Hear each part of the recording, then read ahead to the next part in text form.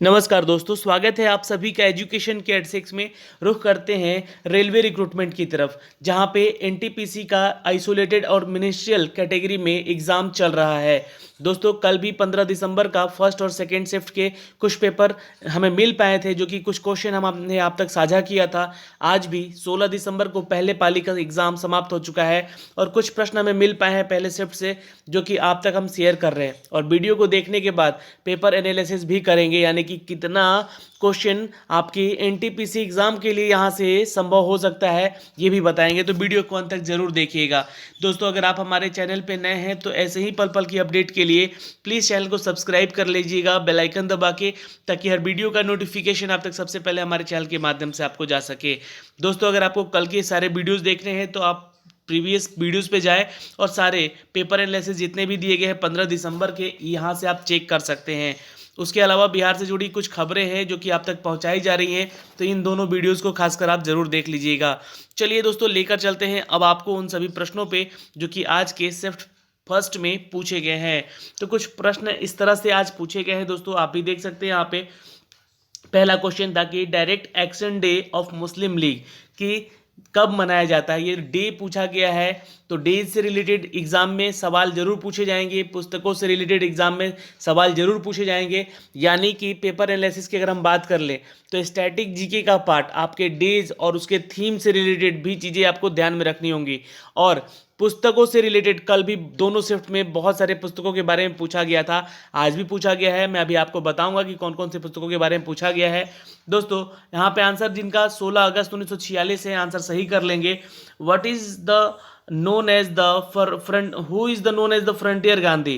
Frontier Gandhi के नाम से कौन जाना जाता है। तो एक बहुत ही आसान सवाल है, बहुत बार एग्जाम में पूछा गया है, खासकर एनटीपीसी के एग्जाम, रेलवे के एग्जाम में बहुत बार रिपीटेड क्वेश्चन कह सकते हैं। तो देखिए, पेपर एनालिसिस में दूसरा बात क्या कहता है कि पेपर में रिपीटेड क्वेश्चन भी पूछे जा रहे हैं, तो थोड़ा सा इस बात का ध्यान रखिएगा। खान अब्दुल गफर खान जो है दोस्तों, यहाँ पे आंसर होगा आपका, इट्स अ आंसर।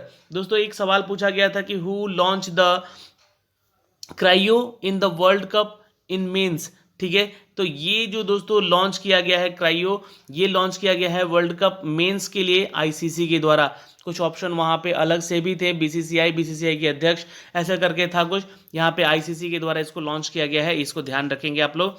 दोस्तों, एक सवाल है यहाँ पर कि किस मुगल बादशाह शासक ने अपनी पत्नी को रंगून कैद खाने में कैद कर रखा था। तो यहाँ पे देखिए, मुझे आंसर जहाँ तक मिल पाया है, मैंने औरंगजेब ही सर्च किया है यहाँ पे, औरंगजेब ही मुझे सही उत्तर लग रहा है यहाँ पे। आपका क्या जवाब है, आप हमें कमेंट बॉक्स में कमेंट करके भी ज़रूर बताएंगे। और हिस्ट्री से भी प्रश्न है, आप देख सकते हैं कि हर एक टॉपिक से जो क्वेश्चन आर पूछे जा रहे हैं आपके परीक्षाओं में, उसी तरह के एग्ज़ाम में क्वेश्चन का पैटर्न रह रहा है, जो कि पिछली बार दो आरआरबी ग्रुप डी का भी एग्ज़ाम जिन लोगों ने दिया है वो देख सकते हैं यहाँ पे कि पिछली बार की तरह ही क्वेश्चन का पैटर्न बिल्कुल सेम है, बस क्वेश्चन थोड़े से बदले बदले से हैं। दोस्तों, फादर ऑफ इंडियन कॉन्स्टिट्यूशन यहाँ पे किसे कहा गया है, तो डॉक्टर भीमराव अंबेडकर वहाँ पे ऑप्शन में था। आंसर आपको यहाँ पे भीमराव अंबेडकर पे ही लगाना था। दोस्तों, एक क्वेश्चन था संविधान में कुल कितनी अनुसूचियाँ होती हैं। तो यहाँ पे देखिए, बहुत सारे लोग यहाँ पे आंसर करके आए हैं 11। ठीक है, लेकिन आपको बता दें कि अभी एट प्रेजेंट अभी 12 अनुसूची है। इसमें से एक अनुसूची को हटाए जाने की बात हो रही है, अभी हटा नहीं है संविधान संशोधन में, तो इस बात को ध्यान रखिएगा। अभी 12 ही आंसर सही होगा इसका। अच्छा, एक सवाल और भी कंफ्यूजिंग वाला था, साइंस का सवाल था कि बोला गया है कि if a certain object has 60 kg mass on earth, then what will the mass of the body on moon.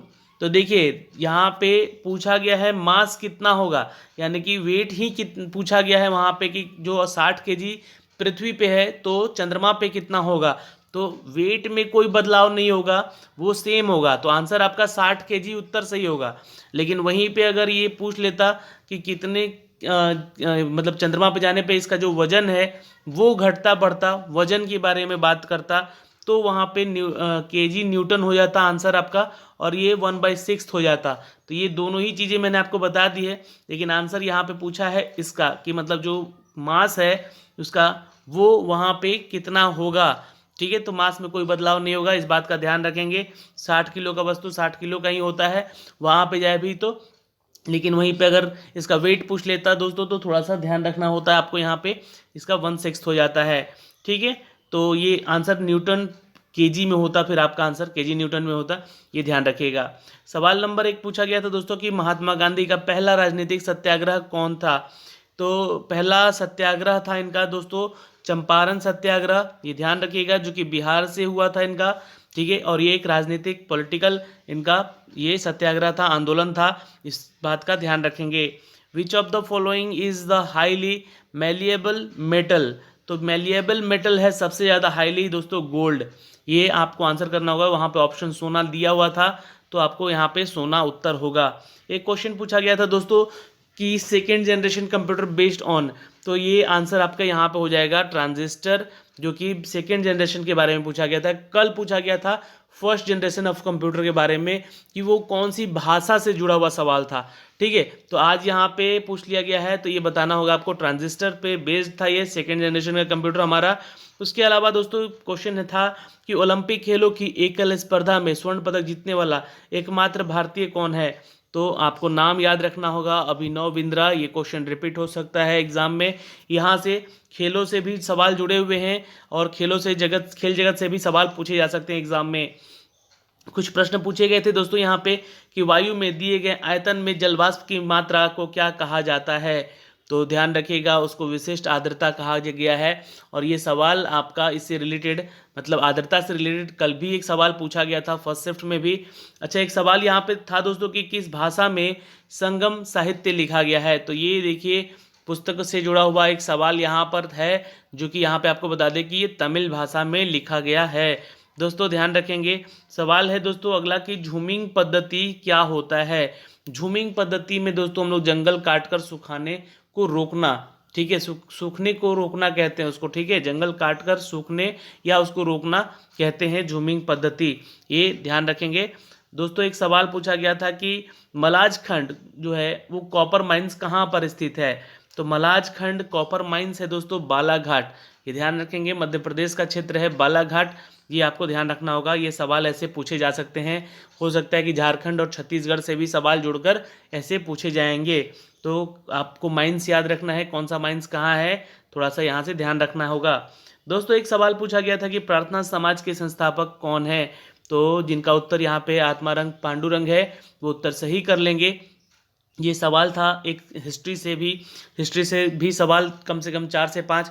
और बेसिकली अगर देखा जाए मैथ रीजनिंग का सेक्शन अगर आप छोड़ते भी हैं तो यहाँ पे 40% आप चीज़ें कवर कर लेते हैं जीके, जीएस और करेंट अफेयर से। और करेंट अफेयर की अगर हम चर्चा कर ले दोस्तों तो सन 2019 का करेंट अफेयर कंप्लीट पढ़ लीजिएगा जनवरी से लेकर दिसंबर तक। और दोस्तों 2020 का करंट अफेयर भी आपको पढ़ना पड़ेगा, जिसमें कि सबसे ज़्यादा टॉपिक आपको कोविड-19 से जुड़ेंगे, योजनाओं से जुड़ेंगे भारत सरकार की, जो कि कोविड-19 के लिए कहाँ कहाँ कौन से राज्यों ने, कौन से प्रदेश ने यहाँ पे लॉन्च किए हैं, कुछ नए एप्लीकेशंस लॉन्च किए हैं, उससे जुड़े हुए सवाल भी जरूर पढ़ लीजिएगा। यहाँ से जुड़े हुए सवाल आपके एग्जाम में पूछे जा सकते हैं। एक सवाल पूछा गया है दोस्तों कि प्रार्थना समाज के संस्थापक तो आत्माराम पांडुरंग, प्रथम और गैर कानूनी भारत के प्रधानमंत्री कौन बने थे।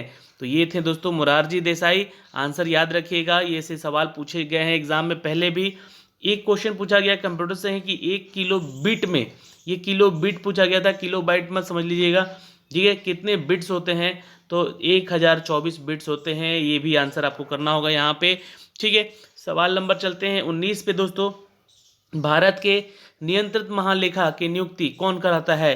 भारत के नियंत्रित महालेखा की नियुक्ति कौन कराता है। तो याद रखिएगा राष्ट्रपति कराता है। अच्छा, एक क्वेश्चन था दोस्तों कि दिनेश गोस्वामी समिति का संबंध किससे है। दिनेश गोस्वामी समिति का संबंध किससे है। तो याद रखेंगे निर्वाचन सुधारों से है, निर्वाचन सुधारों से है ये संबंधित, दिनेश गोस्वामी का ये समिति। दोस्तों अगला सवाल यहाँ पे एक पूछा गया है कि 1 जूल है ना, 1 जूल बराबर कितने अर्घ होते हैं। तो 10⁻7 अर्घ होते हैं, इसके बराबर होता है। इसको याद रखिएगा, ऐसे सवाल एग्जाम में फिर से रिपीट हो सकते हैं। उनके मात्रक याद रखिएगा। फिजिक्स में जो लुसेंट का आप पुस्तक पढ़ते हैं ना, उसमें पीछे जाके आप वहाँ पे देख सकेंगे, है ना, फिजिक्स का जो मात्रक वगैरह, एसआई मात्रक वगैरह थोड़ा याद रख लीजिएगा। वहाँ से सवाल जरूर जुड़ेंगे इन सभी प्रश्नों से कनेक्ट करके। एक सवाल पूछा गया था दोस्तों कि हेल्गोलैंड किस देश का द्वीप है। हेल्गोलैंड, तो ये क्वेश्चन का आंसर होगा जर्मनी, जिन्होंने किया है। उत्तर सही कर लेंगे यहाँ पे। और एक सवाल और हमें मिल पाया है, जो कि एक हमें लास्ट सवाल मिल पाया है। लगभग 23 सवाल ये हमें मिल पाए हैं। न्यूटन का कौन सा नियम बल का प्रकृति का बताता है, बल की प्रकृति बताता है। तो बल की प्रकृति हमें थर्ड लॉ से पता चलती है दोस्तों, थर्ड लॉ ऑफ न्यूटन के इस नियम से। तो ये सारे प्रश्न जो हमें मिल पाए हैं हमने आप तक साझा किए हैं दोस्तों। आपको ये वीडियो कैसा लगा आप हमें कमेंट बॉक्स में कमेंट करें, और क्या आपको सेकंड शिफ्ट के भी सवाल चाहिए तो ज़रूर कमेंट कीजिएगा दोस्तों। आज के लिए इस वीडियो में इतना ही, मिलते हैं अगले वीडियो में, तब तक के लिए बाय बाय, टेक केयर, ध्यान रखिएगा। और ये जितने भी क्वेश्चन पैटर्न हैं आपके TCS पैटर्न पे ही पूछे जा रहे हैं। और आपको बता दें कि इस जितना भी एग्ज़ाम हो रहा है NTPC का, उसको भी TCS ही टैकल कर रहा है। तो आप लोग थोड़ा सा प्रीवियस ईयर के पेपर को पढ़ना बिल्कुल ना भूलेंगे। प्रीवियस ईयर के जितने भी रेलवे के एग्ज़ाम हुए हैं इन 2-3 सालों में, 16, 18 और ये अब 20 में हो रहा है, तो इन सब के सवाल जवाब के उत्तर देख लीजिएगा एक बार। रिपीटेशन बहुत होंगे क्वेश्चन के, ठीक है। चलिए, धन्यवाद।